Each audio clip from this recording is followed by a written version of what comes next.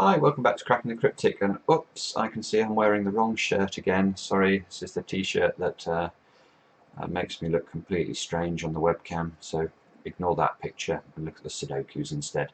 We've had a couple of queries this morning already about the New York Times hard Sudoku today, Friday. As you can see, one of the requests on our Twitter account here, which is @cryptic so I thought we might have a look at that. Let's have a go over here. I'm not actually sure when this video will come out as well, because I'm not sure whether Mark's doing a video today or not.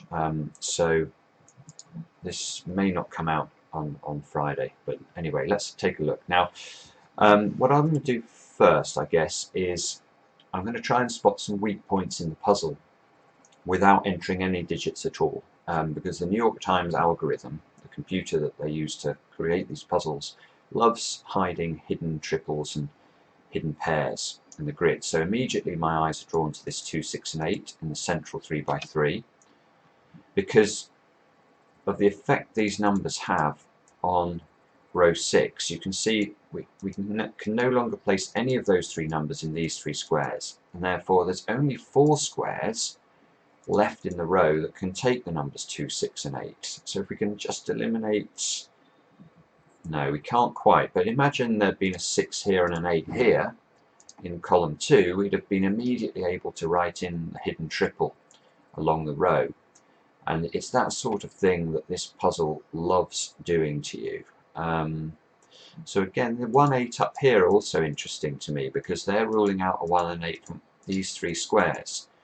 So there's only 3 positions left that can take the numbers 1 and 8 in row 2, and it's a shame. You can't quite do it. This square is almost limited enough. We'd need an 8 here and an 8 here to immediately be able to write in the pair that could have existed in row 2, but we can't quite do it.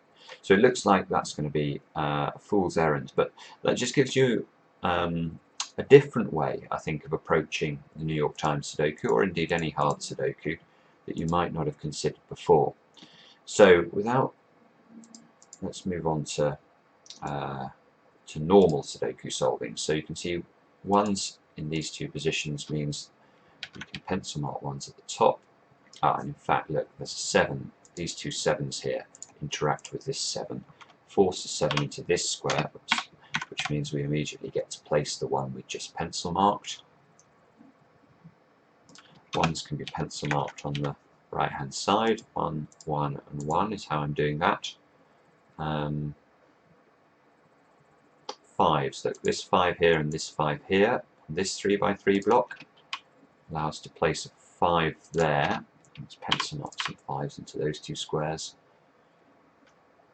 This 2 means we can pencil mark 2s in those 2 squares and these 2 squares.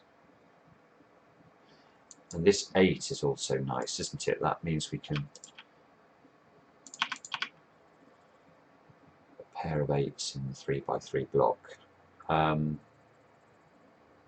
Okay, so maybe we should 7s here. Look, these 2 7s and this 7. Place a 7 there. 7, 7, 7. And another 7. So we've now, these 3 7s are all forced, which means this is so we've done the 7s. Okay, well that wasn't too bad.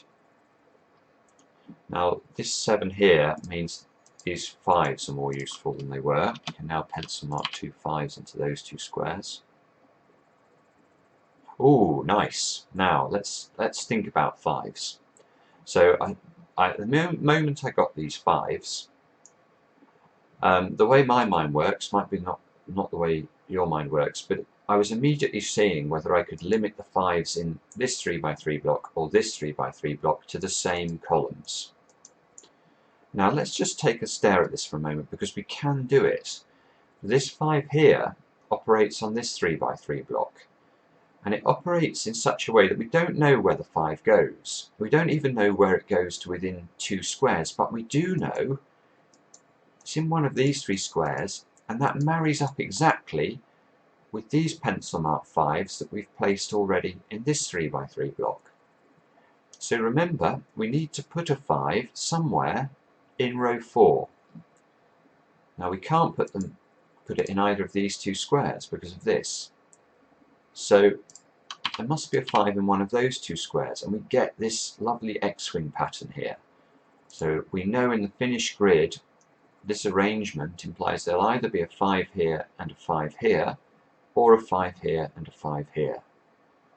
And to put that another way, we know that there must be a 5 somewhere in column 8. Well, we know it can't be in either these two squares because of the pencil mark 5s here, and it can't be in either of these two squares because of the pencil mark 5s here. Therefore, this is a 5. Might not be that useful, but it was nice logic, so worth showing. We haven't really got very far with this 8, look, that's nice. Again, we don't know where the 8 goes exactly in this 3x3 block, but we can usefully say it's in one of these 3 squares. It's in one of the positions in column 5. So we can't have this 8 as true because that would lead to a repeated 8 in the column. Well, we can't have it as true, we'll delete it. So there's an 8 there. The moment you get 6 numbers in a row or column, I would suggest that you just check for whether there's a naked single in the open positions. So we need 2, 3 and 6 along here. So this is a 2 or a 3 because of the 6 at the bottom, but there's nothing else really helping there. So let's check this column instead. So 3, 4 and 5. Again, I'm not seeing anything terribly good there. So let's carry on with our pencil marks. I don't think we'd actually got terribly far with our pencil marking. 9 here. So we can pencil mark 9s there, which means there's a 9 in one of these two positions. And this 9 now operates on this top right 3x3 block, look, to give us pencil marks there. So this is no longer true, and this one is true. 2, 3 and 8 along here again. We had another 2, 3 pair, I remember. Where was that? Don't think it was in this column. I think it was somewhere else. But I think I've said a 2, 3 pair already during this solve. And let's check column 8 as well. So we need, what is it, 2, 3 and 6 again. So this is a 2, 3 pair. Oops. Now 6s. Let's have a look at 6s. This 6 here forces the 6 into one of these 3 squares. And therefore the 6 must be in one of these 2 squares in this block. And this 6 here tells us it's actually got to be in there. So mark 6 is over on the left hand side.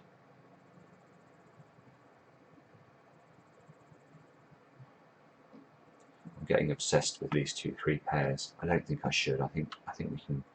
Let's go back to normal pencil marking again. 9 here on this central 3x3 block means it's a 9 in one of those 2 squares. And look, that gives us. I'll do it longhand, but that gives us a 6, 9 pair now in this 3x3 block, and there's a 9 up here. So so I can place the 9 here now, and immediately place the 6 as well. And that resolves the 9 at the bottom. And is this 6 important?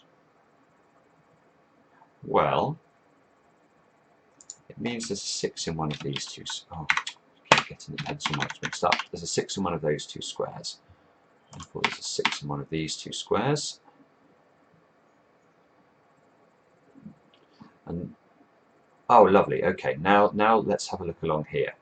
Okay, so we can see we need to place a 3 and a 5 into these 2 positions. So let's pencil mark the 3s. Oh, goodness me, sorry about this. I keep missing. And again, my eyes scan up, look at this 3x3 block. I don't know where the 3 goes, but I know with certainty that the 3s match the column positions in this 3x3 block. So we're going to have a 3 either in column 7 or column 9 in this 3x3 block, matching positions of the 3s here. So in column 8, where can I place the 3? Only there. And that's going to resolve everything in the bottom left. This 3 here now forces a 3 here, gives us a 6 there. Pencil mark the 6 is in. And this must be an 8.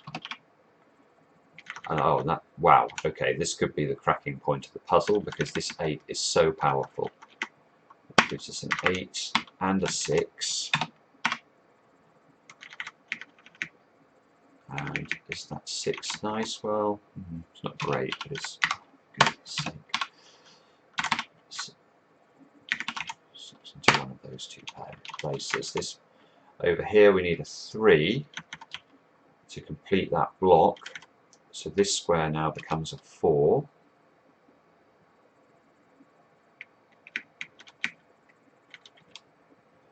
And what do we need in here? We still need to place 3 and 8 into this block, and there's an 8 there.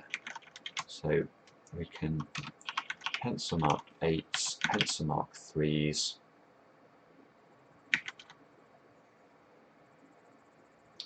Just checking whether there's any more simple logic I could have used to resolve this. I'm not seeing anything immediately.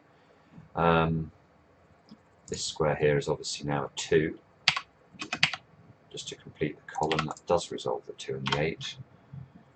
This is an 8 now, because we still need to place an 8 in this block, and we have a 3-5 pair. Therefore this must be a 1 to complete that block. 1, 1, that unwinds the pencil marks at the bottom. Still need a 2 and a 4 into these two squares. Can we resolve that immediately? Can't see how. So where would we look next? I think we're close to a solution. This 3, I still need to put a 3 into one of these, those two positions. I need a 2 and an 8 as well. This 8 here and this 8 here means in fact this one is an 8. Therefore that's a 3 and that's a 2. Pencil mark 2's at the top. 8, 8, pencil mark 8s. Well, we don't in fact need to pencil mark 8s. That's an 8. That completes the 8s. This is a 5. That resolves the 5 and the 3. There's now a 3 in one of those two squares, which means this should be a 4. Therefore this is a 2 to complete the row. Okay, and we can do another of these tricks. Look, this 2, look at that 2 means there's a 2 in one of those two squares. Marrying up, like this time, with positions in the rows, 1 and 3. So we can't have this 2, this square cannot be a 2. Think about it, because if this is a 2, this will be a 2 by the pencil marks in this block, and this will be a 2 by the pencil marks in this block. So clearly can't have a 2 here. It can only be a 2 or a 3, so that must be resolving like that. That resolves the 3 and the 2 on this side and the 2 there. So that is all very nice. Now I still need to put a 4 into this block, and we have a 4 here. So now this must be a 6. And this should be a 3 if I'm not making any silly errors. That's a 3 now, 3, and I think, yeah, we're just finishing off. So 5, 9 here, 9, 9. 9's into those two squares. You could do a uniqueness point here. You don't need to, in fact, so we won't talk about it. There's 4's into those two positions. And we still need a 5 as well in this column, so this must be the 5. This is the 4, that's a 4, that's a 9, that's a 9. 1 and 6 to resolve, so 1, 6, 6, 4, 4 and 1, and there we go. So that's how to do today's New York Times hard puzzle. It was a nice puzzle. Thanks very much for asking us to cover it. As I say, I'm not sure exactly when this video will go out, but if you enjoy the content, please subscribe to the channel. We'd really appreciate it. Any of you in a position to do so who might consider sponsoring us on Patreon, that's really, really welcome. A couple of bucks a month, and you get an exclusive puzzle for that. So we'll see you again soon. I'm Cracking the Cryptic.